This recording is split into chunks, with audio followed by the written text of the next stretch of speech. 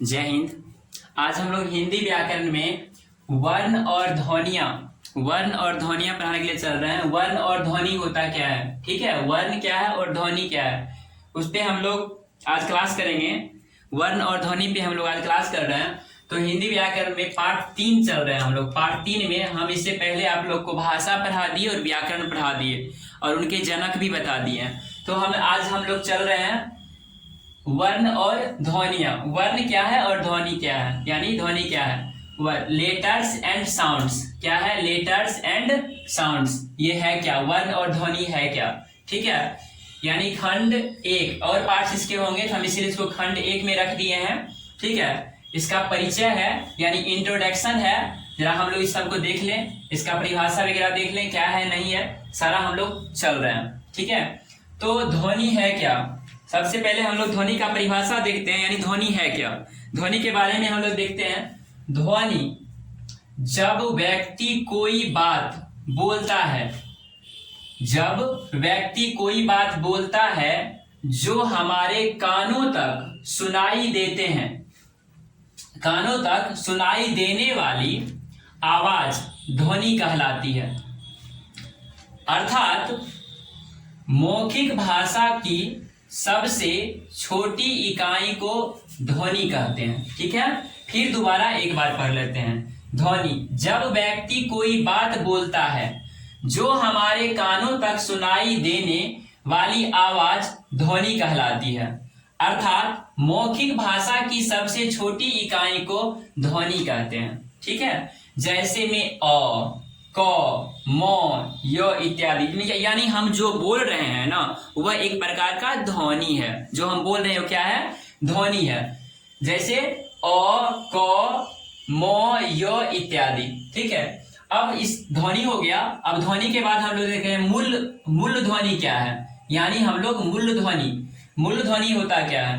भाषा में छोटी बड़ी अनेक ध्वनियां होती है क्या, भाषा में छोटी बड़ी अनेक ध्वनियां होती है। सबसे छोटी ध्वनि को मूल ध्वनि कहते हैं। सबसे जो छोटी ध्वनि होता है ना उसे हम क्या कहते हैं, सबसे छोटी ध्वनि को मूल ध्वनि कहते हैं। अब चलिए मूल ध्वनि जो है, मूल ध्वनि भाषा की सबसे छोटी इकाई होती है। मूल ध्वनि क्या होती है, मूल ध्वनि भाषा की सबसे छोटी इकाई होती है, ठीक है। इसके मेल से अक्षर, इसके मेल से क्या, इसके मेल से अक्षर बनते हैं, इसके मेल से अक्षर बनते हैं। अक्षरों के मेल से शब्द, अक्षरों के मेल से शब्द और शब्दों के मेल से एक वाक्य बनते हैं। फिर दोबारा देखते हैं ये क्या होता है मूल ध्वनि। मूल ध्वनि जो होता है भाषा में छोटी बड़ी अनेक ध्वनियां होती है। सबसे छोटी ध्वनि को मूल ध्वनि कहते हैं। अब मूल ध्वनि भाषा की सबसे छोटी इकाई होती है। इसके मेल से यानी एक दूसरे को मेल जब होता है तो इससे अक्षर होता है, अक्षर बनते हैं और अक्षरों को मेल से एक शब्द बनता है और शब्दों के मेल से एक वाक्य बनता है। हम जरा उदाहरण से इसे समझते हैं। एक उदाहरण हम ले रहे हैं और इस उदाहरण से समझते हैं। यानी यह एक प्रकार का ध्वनि है, ये अक्षर है और ये शब्द है और इससे एक वाक्य बना। जरा हम लोग देखते हैं यानी ध्वनि क्या है। जैसे ग जोर आ जोर य आ जोर अ, यानी मेल है। ग को मेल आ, य को मेल अ, ग आ य अ, यानी अक्षर इसका ग और आ जोड़ के बना गा, ये जोड़ के ये दोनों य, जब स्वर हम बोलते हैं तो क्या आता है य, तो इससे य एक क्या बना, य बना। तो गा आ जोर य, ये दोनों अक्षर मिल करके एक शब्द बना। तो ये शब्द कौन सा हो गया, गाय। यहां तक पहले हम देखेंगे। यानी एक ध्वनि था, ध्वनि से एक अक्षर बना और एक अक्षर से शब्द बन गया, ठीक है। अब जो है अब आगे चलेंगे। यह घ जोर अ जोर र ए जोर ल आ उ, इसका मतलब हुआ घ में, यानी घ अकेले इसी ने बुलाता है, घ में अ लगा है, घ में अ लगा है। तो घ रे बोलने के लिए रे, घ रे आ ल आ उ, तो घरेलू, क्या घरेलू। इससे क्या एक शब्द बना, इससे एक शब्द बना घरेलू। घ रे आलू, अक्षर है घ रे आलू, इससे एक शब्द बना घरेलू। ठीक है, अब चलेंगे प जोर अ जोर सो आ जोर उ, इससे क्या बना प से प में ओ लगा हुआ है तो प से प, आ सु आ उ सु उ पशु, प असु, क्या हुआ इसका एक अक्षर से एक अक्षर प और एक अक्षर सु, तो इससे क्या बन गया शब्द एक बन गया पशु। ठीक है, ह आजोर ए, ह आजोर ए से क्या बन गया ह यानी हे, यानी वही ध्वनि अक्षर वही और शब्द भी वही रहा, यानी खाली यहाँ ह और ए, तो इससे बना हे, और एक ही शब्द है तो वह शब्द रहा हे। ठीक है, अब चले, यानी अब हम दोबारा इसे समझ लेते हैं, और ये ध्वनि अक्षर और शब्द इससे एक वाक्य बनता है। एक वाक्य क्या है, जैसे गाय घरेलू पशु है, इन सभी शब्दों को मिल करके यानी शब्द को सब शब्द से मेल हो करके एक क्या बनाया, एक वाक्य बनाया। कौन सा वाक्य बनाया, गाय घरेलू पशु है, यानी ये सारे शब्द को मेल से क्या बना, एक वाक्य बना, और इस शब्द यानी इस अक्षर को मेल से एक शब्द बना, और इस एक ध्वनि से एक अक्षर बना। यानी हमको वही चीज बताया गया है, मूल ध्वनि का भाषा की सबसे छोटी इकाई ध्वनि है, इसके मेल से अक्षर यानी ध्वनि को मेल से क्या बना, एक अक्षर बना, और अक्षरों के मेल से क्या बना, शब्द बना, और शब्दों के मेल से क्या बना, एक वाक्य बन गया।